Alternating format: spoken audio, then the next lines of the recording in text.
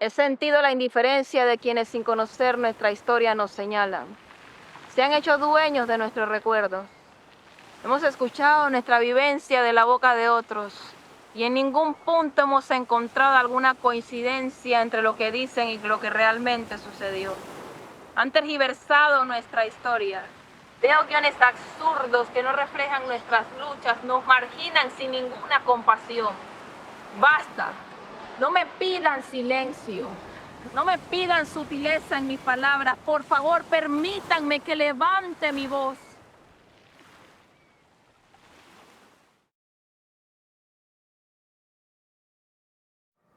Creo que todos tendríamos que colocar en nuestro imaginario la pregunta de cuántas realidades caben en un solo cuerpo y junto a todas estas realidades cuántas formas de discriminación, violencia y exclusión. Habitar en un cuerpo con tantas interseccionalidades es levantarte al día siguiente y saber que tu lucha va a ser constante y que tienes que resistir cada día de tu vida porque al día siguiente no vas a nacer ni en otro cuerpo ni en otra piel. Hoy ganas una batalla, pero al día siguiente vas a tener 4 más por las cuales pelear. Cuando tú eres mujer afrodescendiente que tiene discapacidad, a eso también tienes que sumarle otras cosmovisiones, como por ejemplo en mi caso, el ser madre también de un niño que tiene una situación de discapacidad.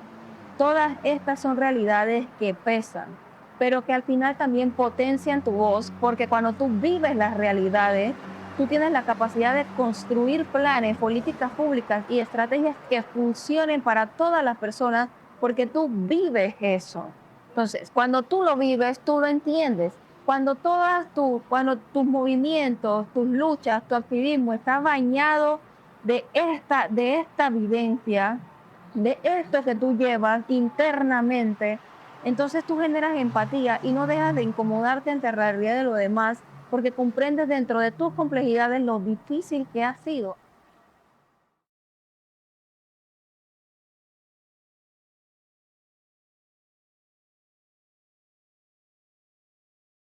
Creo que ser una mujer con discapacidad y tener una participación política activa representa un antes y un después en la historia de Panamá y Latinoamérica y el Caribe. Sobre todo porque cuando se tiene una figura representativa dentro del espacio como tomador de decisiones, se involucra dentro de todas las estrategias nacionales y la creación de políticas públicas, las voces de quienes hemos sido mayormente invisibilizadas y excluidas de todos los espacios de participación. Y la población de personas con discapacidad ha sido una de las más excluidas, invisibilizadas y marginadas desde toda la historia. Creo que también es bastante desafiante, sobre todo porque los obstáculos que encontramos en nuestra participación política no surgen de la condición de discapacidad, sino de los mitos y prejuicios que anidan en la sociedad respecto a la discapacidad y nuestras capacidades de gestionar y de estar en espacios de toma de decisiones. Además de eso, tendríamos que involucrar todo el proceso de una participación política activa.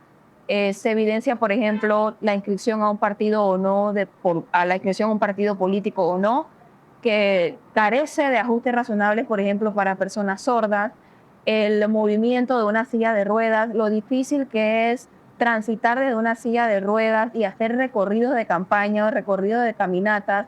Además, lo que supone eso en materia de riesgos y en materia de gastos para las propias sillas de ruedas, que por lo menos a mí se me ha dañado más de 4 veces, y un proceso de campaña o de caminata que para una persona que camina le toma 2 horas, a mí me va a tomar 4.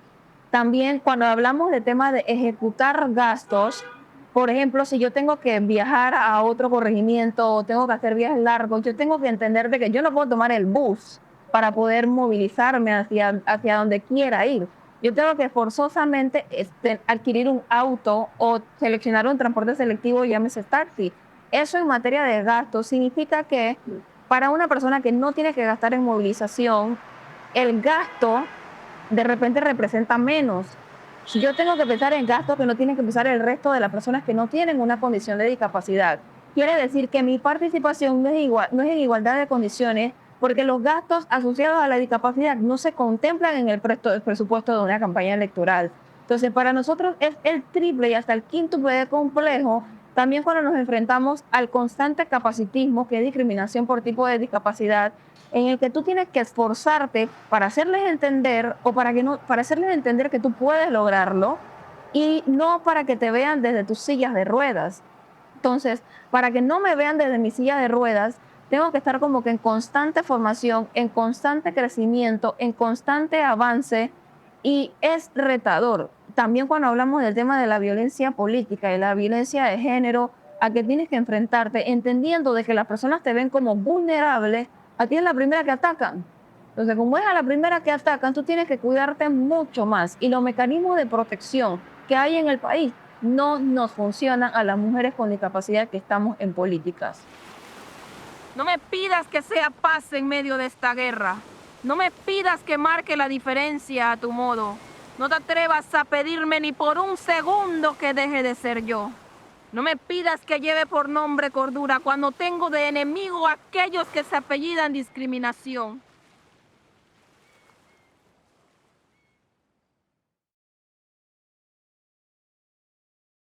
Yo creo que cuando pienso en resistencia, realmente tengo que pensar en quienes nos antecedieron, en saber que las oportunidades que tenemos hoy como mujeres afrodescendientes, como personas con discapacidad, como personas en general, fueron el producto de una lucha del ayer.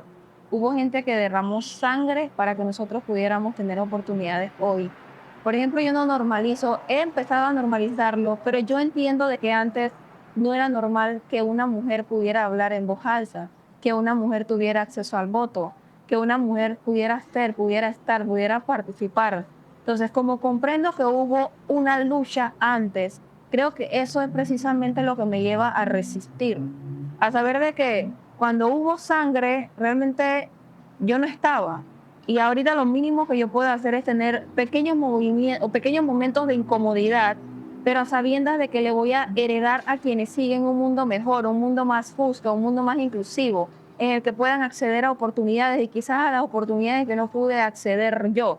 Entonces, resistir es saber que tu lucha nunca va a acabar, que siempre vas a encontrar algo por lo cual luchar, sobre todo cuando vivimos en un país que no es pobre, sino que es desigual. Entonces, cuando tú tienes empatía hacia las necesidades de los demás, tú tienes un compromiso social, un compromiso con la gente, que te hace saber que aunque tú llegues a la casa y tengas los dolores de espalda, los dolores de cabeza, encuentras siempre un propósito y una razón por la cual levantarte del sillón cómodo y luchar. Desde que yo adquiero la condición de discapacidad, adquiero mayor conciencia social también, porque entiendo de que de aquí a 200 años yo no sé cuál va a ser la realidad de mi gente, de mi familia, de quienes me siguen. Por ende, yo quiero trabajar hasta el final de mis días para darle un mundo mejor del que me encontré yo hoy. A quienes me han llamado de forma despectiva negra, impedida, inválida, discapacitada, minusválida y me han juzgado por mi condición. Porque si los perdono, olvido que en el mundo hay otros que han sufrido lo mismo y se quedan presos de las palabras y señalamientos de estas horrendas bestias. Me olvido que me he hecho dueña de una lucha que no es solamente mía, sino de todos aquellos que sufren pero no han podido ni pueden levantar su voz. ¡Basta! Yo soy Jimber Chifundo y soy una mujer épica.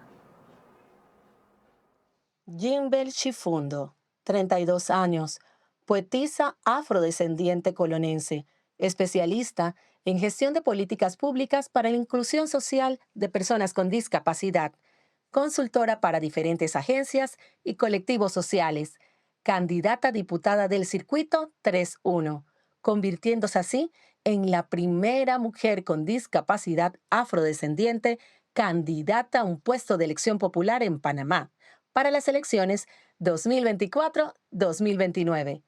Ha representado a Panamá en espacios regionales de participación e incidencia política, por los derechos de las personas afrodescendientes y por la inclusión social de las personas con discapacidad.